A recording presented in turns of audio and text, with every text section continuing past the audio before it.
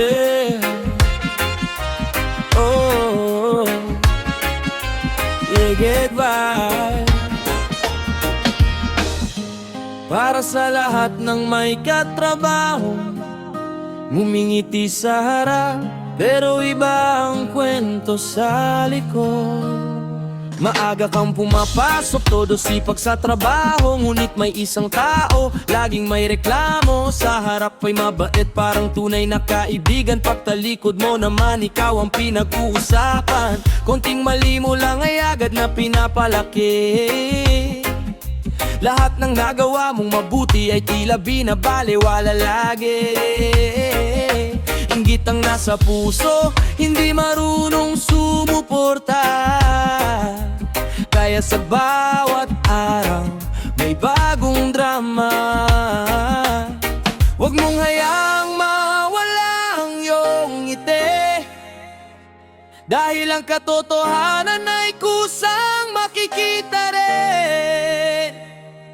Kahit anong gawin ng taong mapanira, mananatiling matatag ang taong may tiyaga. Katrabaho mong kontrabida, laging naghahanap ng mali sa iba, ngunit hindi ka kayang pabagsakin kung ang puso mo'y puno ng mabuting hangarin. Katrabaho mong kontrabida, hayaan mo siyang magsalita, dahil sa dulo ng bawat laban, totohanan pa rin ang magwawagi kailanman.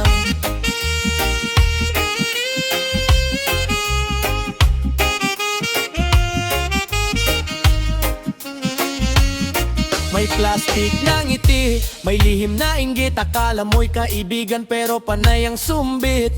Gusto niyang siya lang ang laging bida, pero hindi nasusukat ang tao sa salita.